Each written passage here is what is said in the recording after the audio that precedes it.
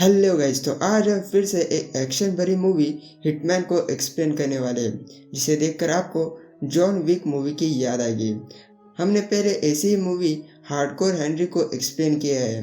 उस वीडियो का आप आई बटन से देख सकते हो। हिटमैन मूवी को रिक्वेस्ट करने वाले सैयद भाई को हम सबसे पहले थैंक्स बोलेंगे इतनी ऑसम और वंडरफुल मूवी के लिए। हिटमैन एक पीसी गेम है जिसपे ये लाइव एक्शन मूवी बनाई गई है। हिटमैन एक तरह से प्रोफेशनल मर्डरर्स होते हैं, असैसिन्स होते हैं, जैसे कि हमारे जॉन विक, लेकिन वो पैदा नहीं होते। उन्हें लैब में एक्सपेरिमेंट करके तैयार किया जाता है। उनका कोई भी नाम नहीं होता, उन्हें सिर्फ नंबर दिए जाते हैं। और हमारे स्टोरी का मेन प्रोटैगनिस्ट है 47। 47 ने 100 से भी ज़्यादा कॉन्ट्रैक्ट्स पूरे किए हैं, जिसके दौरान उसने 500 से भी ज़्यादा लोगों को मारा है। और 47 को रशियन प्रेसिडेंट को मारने के लिए बोला जाता है, लेकिन कॉन्ट्रैक्ट के दौरान वो पॉलिटिकल कॉन्स्पिरेसी में फंस जाता है। अब 47 कैसे अपने कॉन्ट्रैक्ट को पूरा करेगा, यही हम इस मूवी में देखेंगे। So let's begin.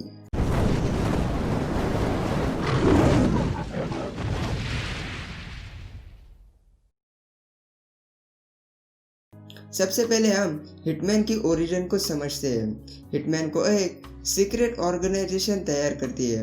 मूवी में हमें कहीं पे भी उस ऑर्गेनाइजेशन का नाम नहीं बताया गया। उनका एक ही मोटिव था कि एक प्रोफेशनल किलर को तैयार करना। 47 को 5 लोगों के डीएनए से बनाया गया है। उनमें से 4 बहुत बड़े डॉन, माफिया और गैंगस्टर्स थे, और लास्ट उस डॉक्टर का डीएनए था जिसने 47 को बनाया है। हिटमैन को दुनिया के सभी वेपन्स के बारे में पता है। उनका सबसे बड़ा वेपन उनका दिमाग होता है। वो इतने चालाक होते हैं कि विक्टिम का मर्डर हुआ था या एक्सीडेंट, ये बात कोई भी नहीं बता सकता। उनके सर के पीछे एक बारकोड होता है, जिससे उनका डेट ऑफ बर्थ और नंबर पता चलता है। 47 से रिलेटेड एक और फैक्ट है जिसे मैं नहीं बता सकता, क्योंकि उस फैक्ट की वजह से मूवी के सेकंड पार्ट की एंडिंग स्पॉइल हो जाएगी। अगर आपको वो फैक्ट पता है तो कमेंट सेक्शन में मत बताना। अब हम मूवी की स्टोरी को स्टार्ट करते हैं। मूवी स्टार्ट होती है बारिश से। उस बारिश में माइक नाम का एक इंटरपोल का ऑफिसर अपने घर आता है। अंधेरे में उसका पैर एक लाश से टकराता है। इतने में उसे 47 गन पॉइंट दिखाकर बैठने के लिए बोलता है, तो माइक बैठ जाता है। फिर 47 उसे एक सवाल पूछता है, जिस पे उसका जीना और मरना तय था। वो पूछता है कि एक अच्छा आदमी कब डिसाइड करता है कि किसी को मारने का। फिर स्टोरी 3 मंथ पीछे चली जाती है। वहाँ पे कुछ क्रिमिनल्स एक विक्टिम को पकड़ के लाते हैं और उनके बॉस के सामने उसे बांध देते हैं। दरअसल उस विक्टिम ने उस गंजे के भाई का सामान चुराया होता है। सजा के तौर पर वो गंजा उसका हाथ काट देता है और उसे कुछ चुराए हुए सामान में से किसी डॉक्यूमेंट के बारे में पूछने लगता है, लेकिन वो विक्टिम ठीक से बात नहीं कर पा रहा था। उस गंजे को लगता है कि उसी के आदमियों ने उसे कुछ किया होगा, लेकिन उसके आदमियों का कहना था कि कॉन्ट्रैक्टर ने जिस हालत में विक्टिम को दिया वैसे ही उसे यहाँ पे लाया गया। कॉन्ट्रैक्ट का नाम सुनकर वो शॉक हो जाता है। दरअसल 47 ने ही उस विक्टिम को क्रिमिनल्स के लिए पकड़ा होता है और उसके अंदर एक एक्सप्लोजन डालकर क्रिमिनल्स के हवाले कर दिया होता है। दूसरी तरफ क्रिमिनल्स की सारी बातें 47 सुन रहा था। तभी वो बटन दबाकर उस विक्टिम के साथ वहाँ के सभी लोगों को उड़ा देता है। अब इस घटना की वजह से वहाँ पे माइक आता है और वहाँ की पुलिस को समझाने की कोशिश करता है कि ये सब 47 ने किया है। दरअसल माइक 47 के पीछे 3 सालों से पड़ा है और अब तक उसे 47 का नाम भी नहीं पता, इसलिए वो उसे घोस्ट बुलाता है। लेकिन वहाँ की पुलिस माइकल पर यकीन नहीं करते, इसलिए माइकल उन्हें 47 के सभी कॉन्ट्रैक्ट की लोकेशन दिखाता है। ये सभी उतने ही कॉन्ट्रैक्ट्स होते हैं जितने माइकल को पता है। फिर हम 47 को एक होटल में देख पाते हैं। वहाँ पे एक लड़की उसे बात करने की कोशिश करती है, लेकिन वो उसमें इंटरेस्ट नहीं होता और वहाँ से अपने रूम की तरफ जाने लगता है। वो अपने रूम के बाहर कांच की छोटी छोटी बॉल्स डालता है और अंदर से डोर पर एक एक्सप्लोजन भी लगाता है। बाहर उसके बालकनी में एक रस्सी भी होती है। ये इसलिए होता है कि अगर किसी ने डोर को तोड़ने की कोशिश की तो ब्लास्ट हो जाए और 47 बालकनी से भाग जाए। फिर उसे डायना नाम की एक औरत कांटेक्ट करती है।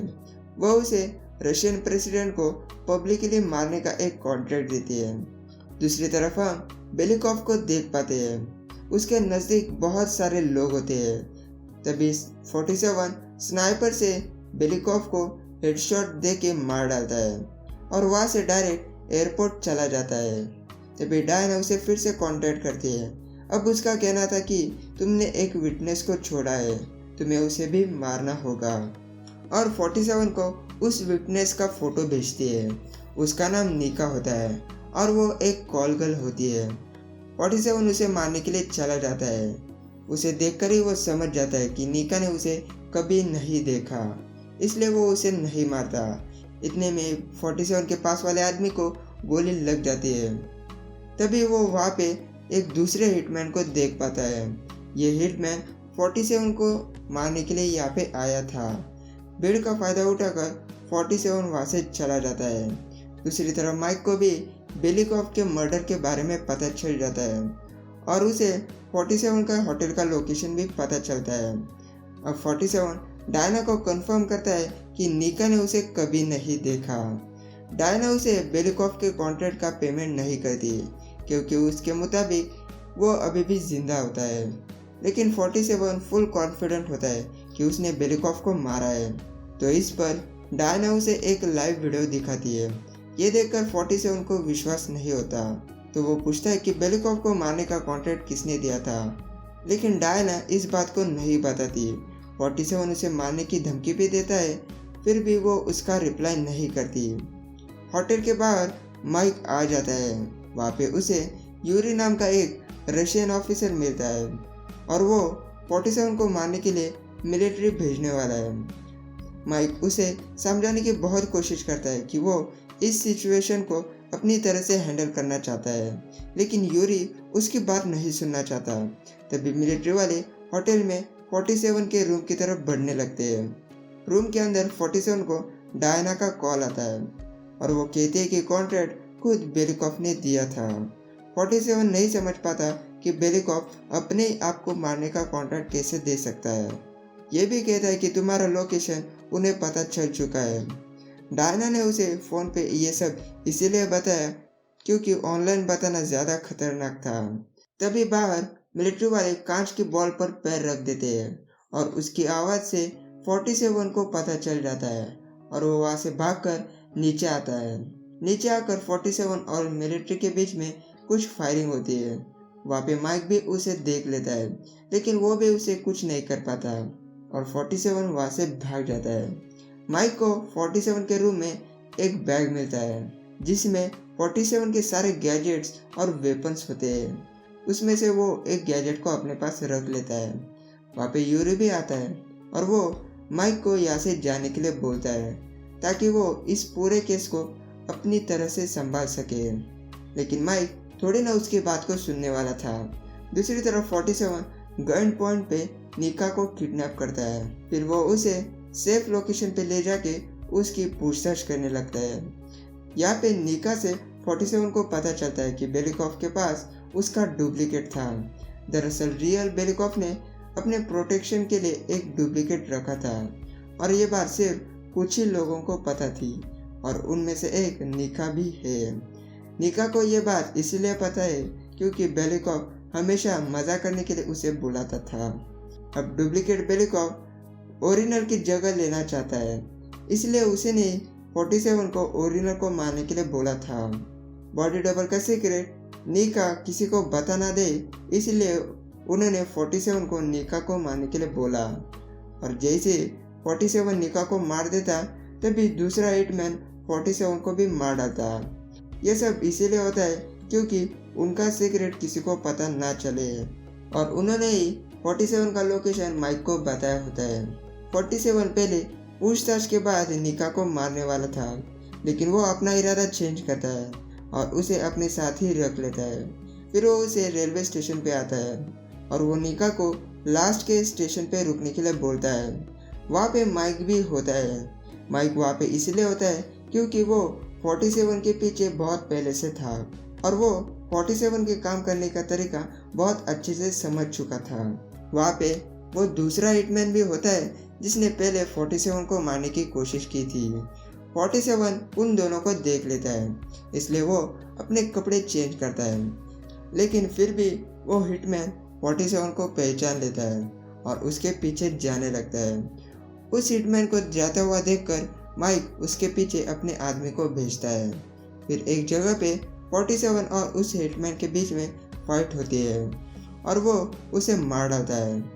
इस हिटमैन को मारने के बाद 47 को मारने के लिए और 3 हिटमैन आते हैं। फिर उनके बीच में एक स्वॉर्ड फाइट होती है और वो तीनों को भी मार डालता है। मतलब यहाँ पे 47 ने 4 हिटमैन को मारा था। अब उन सभी को मरता हुआ निका देख लेती है और वो थोड़ा घबरा जाती है। तभी वहाँ पे माइक का आदमी आता है। 47 उसे अपने कब्जे में लेता है। तभी सामने से माइक आता है और वो अपने आदमी को बचाने के लिए खुद को 47 के हवाले करने के लिए तैयार था। ये देखकर 47 उसे शूट करता है, लेकिन वो मरता नहीं। 47 उसे मारने वाला था, लेकिन निका के कहने पर वो उसे छोड़ देता है। अब ये सब होने के बाद यूरी फिर से माइक को मिलने के लिए आता है और उसे लास्ट का यहाँ से जाने के लिए बोलता है, नहीं तो वो माइक के खिलाफ उसकी सरकार को झूठी कंप्लेंट करेगा। लेकिन अभी भी माइक वापस जाना नहीं चाहता। दूसरी तरफ निका को लगता है कि 47 ने उसे किसी वजह से नहीं मारा, तो वो क्लियरली बता देती है कि उसे जितना बेलिकॉफ के बारे में पता था उतने उसे पहले बताया है। वो इमोशनल होके 47 को ये भी बताती है कि उसने बेलिकॉफ से भागने की कोशिश की थी। इस वजह से पिछली बार बेलिकॉफ ने उसे नंगा करके उसके दोस्तों के सामने बहुत मारा था। ये सुनकर 47 उसे सिर्फ कहता है कि वो उसके काम के बीच में ना आए। दूसरी तरफ यूरी अपने ऑफिस में आके एक सिक्योर लाइन से बेलिकॉफ को कॉल करता है। बेलिकॉफ यूरी को जल्द से जल्द 47 को ख़त्म करने के लिए और माइक को वापस भेजने के लिए बोलता है। और उन दोनों की ये सारी बातें माइक यूरी के ऑफिस के बाहर से सुन रहा था। दरअसल माइक ने यूरी के कॉलर में 47 का माइक्रोफोन डाला था जब यूरी उसे वापस जाने के लिए बोल रहा था। माइक को पहले से यूरी पे शक था। तभी वहाँ पे यूरी के ऑफिसर माइक को देख लेते हैं। माइक उन्हें देखकर वो डिवाइस छुपा देता है और बाहर आके उनसे कहता है कि वो यूरी से मिलना चाहता है, लेकिन यूरी बहुत बिजी है। ये बोलकर वो लोग माइक को डायरेक्ट एयरपोर्ट जाने के लिए बोलते हैं और वहाँ से चले जाते हैं। अब एक होटल में 47 उसके पुराने खबरी को बुलाता है। उसका नाम स्मिथ होता है और वो एक CIA एजेंट होता है। 47 दूर से उस पर टारगेट करके उसे बात करने लगता है। 47 ये सब इसीलिए करता है क्योंकि उसे स्मिथ पर अभी भी ज़्यादा भरोसा नहीं होता। 47 को पता है CIA ओरिजिनल बेलिकॉफ के ब्रदर उड्रे को मारना चाहती है, तो वो स्मिथ से डील करता है कि वो CIA के लिए उड्रे को मार डालेगा और बदले में स्मिथ को 47 की मदद करनी होगी। तो स्मिथ तैयार हो जाता है और जाते हुए वो 47 को एक टिप देता है कि एक जर्मन आर्म डीलर प्राइस उड्रे के साथ जल्द ही डील करने वाला है और वो दोनों कभी एक दूसरे से नहीं मिले हैं। स्मिथ ने ये 47 को इसीलिए बताया होता है ताकि 47 प्राइस बनकर उड्रे से मिले। दूसरी तरफ माइक अपने ऑफिस चला आता है। अब उसे भी अपने आदमियों से पता चल जाता है कि बेलिकॉफ के पास बॉडी डबल है। 47 निका के साथ एक होटल में डिनर करने के लिए आता है। अब निका खुल के 47 से बात करने लगती है जैसे कि वो उसे चाहने लगी है। वो लोग उस होटल में इसलिए आए होते हैं क्योंकि वहाँ पे जर्मन आर्म डीलर प्राइस आया होता है। वो टॉयलेट जाते ही उसके पीछे 47 भी जाता है और उसके बॉडीगार्ड और उसे मार डालता है। उसके बाद 47 प्राइस बनकर उड्रे से मिलने के लिए जाता है। वहाँ पे उसके बॉडीगार्ड उसकी चेकिंग भी करते हैं। 47 उसके सामने बैठ जाता है। बैठते ही उड्रे के आदमी उसे बता देता है कि ये प्राइस नहीं है। 47 भी समझ जाता है कि उसकी पोल खुल चुकी है। फिर वो उड्रे की गन से उसे और वहाँ के सभी लोगों को मार डालता है। दरअसल 47 ने उड्रे को CIA के लिए नहीं बल्कि अपने प्लान के लिए मारा होता है। उड्रे के मरने की वजह से डुप्लीकेट बेलिकॉव को उसके फ्यूनरल को अटेंड करना ही होगा, क्योंकि सभी लोगों को पता है कि उड्रे बेलिकॉव का छोटा भाई है। इसलिए दुनिया को दिखाने के लिए बेलिकॉव को उसके फ्यूनरल को अटेंड करना ही होगा। तो वहाँ पे मौका देखकर 47 उसे मार पाएगा। दूसरी तरफ 47 और निका रशिया को छोड़ के जा रहे होते हैं। निका 47 को अब अपना मानने लगी है, इसलिए वो अपने सपनों के बारे में 47 को बताती है। इंटरपोल के ऑफिस में माइक 47 की बैग मंगवाता है। उस बैग में से उसे एक बड़ी की मिलती है। वो नहीं समझ पाता ये की किस चीज की है। अब बेलिकॉव को मारने के लिए 47 को निका को छोड़ना होगा, लेकिन निका नहीं चाहती कि 47 उसे छोड़ के चला जाए। 47 उसे वादा करता है कि वो फिर से उसे मिलेगा। अब यहीं पे निका को 47 का नाम पता चलता है। अब पूरे मूवी में सिर्फ निका को ही 47 का नाम पता है। नाम मतलब उसका सिर्फ नंबर। यूरी बेलिकॉव से मिलता है। वहाँ पे वो अभी भी बहुत गुस्से में होता है, क्योंकि अब तक यूरी 47 को नहीं मार पाया था। दरअसल बेलिकॉव 47 को बहुत हल्के में ले रहा था। उसे कोई भी अंदाजा नहीं होता कि 47 क्या कर सकता है। माइक को उसके साथियों से पता चलता है कि उड्रे भी मारा गया है। माइक नहीं समझ पाता कि 47 ने उड्रे के भाई को क्यों मारा। तभी वहाँ पे उसका बॉस आकर उसकी इन्वेस्टिगेशन को बंद करने के लिए बोलता है। दरअसल यूरी की झूठी रिपोर्ट की वजह से वो भी समझते हैं कि कोई भी हिटमैन नहीं है। तभी टीवी पे न्यूज आती है कि बेलिकॉव अपने भाई के फ्यूनरल को जाने वाला है। ये सुनकर माइक के दिमाग की बत्ती जलती है और वो समझ जाते हैं कि 47 बेलिकॉव को उसके फ्यूनरल पे मारने वाला है। FSB के ऑफिस में यूरी को 47 किडनैप कर लेता है। जब वो अपनी आंखें खोलता है तो 47 ने उसे एक ट्रैप में डाला होता है। अगर यूरी ने 47 की बात नहीं सुनी तो वो वहीं पे मारा जाएगा। दरअसल यूरी ने उड्रे के फ्यूनरल पर 47 को मारने के लिए एक हिटमैन को लगाया होता है। 47 चाहता है कि वक्त आने पर वो हिटमैन बेलिकॉव पर फायर करे। फ्यूनरल पुराने चर्च में होने वाला है। फिर वहाँ पे बेलिकॉव भी आ जाता है। वो वहाँ का प्रेसिडेंट होता है, इसलिए वहाँ पे बहुत ज़्यादा प्रोटेक्शन होती है। वहाँ पे माइक भी होता है। बेलिकॉव सभी के सामने स्पीच देने लगता है। हम वहाँ पे यूरी के हिटमैन को भी देख पाते हैं। टाइम होते ही यूरी बेलिकॉव को शूट करने के लिए ऑर्डर देता है। हिटमैन शूट तो करता है, लेकिन बेलिकॉव के सामने वाली बुलेट प्रूफ ग्लास की वजह से वो बच जाता है। फायरिंग की वजह से वहाँ पर अफरा तफरी मच जाती है।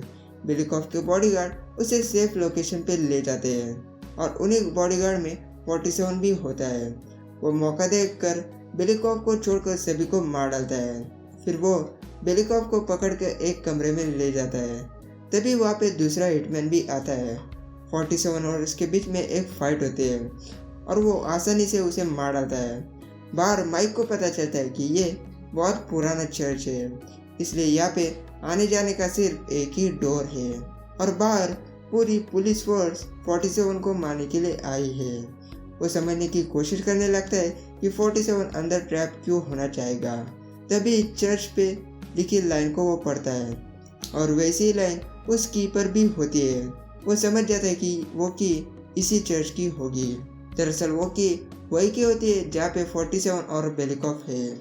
माइक समझ जाता है कि 47 का बेलिकॉव को यहाँ पे मारने का प्लान बहुत पहले से था।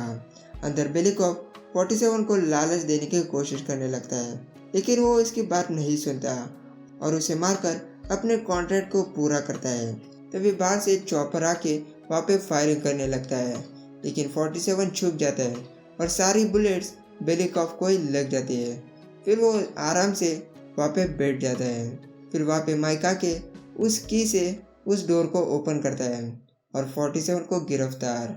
अब इतना होने के बाद माइक ये नहीं समझ पाता कि 47 ने इतने आसानी से सरेंडर कैसे किया। अगर वो चाहता तो वो वहाँ से भाग भी सकता था। फिर वो लोग वहाँ से जाने लगते हैं। थोड़ा आगे जाते ही उनके सामने CIA आ जाती है और एजेंट स्मिथ बाहर आकर माइक का ध्यान भटकाने लगता है और मौका देखकर 47 वहाँ से भाग जाता है। अब इससे 47 और स्मिथ की डील पूरी हो जाती है। ये देखकर स्मिथ माइक से सॉरी बोलकर वहां से चला जाता है और इस तरह से 47 फिर से माइक के हाथों से छूट जाता है। अब स्टोरी फिर से रिज्यूम हो जाती है। 47 फिर से पूछता है कि एक अच्छा आदमी किसी को मारने का कब डिसाइड करता है। इस पे माइक का जवाब होता है कि जब कोई मेरे फैमिली को चोट पहुंचाने की कोशिश करेगा तब एक अच्छा आदमी किसी को भी मार डालेगा।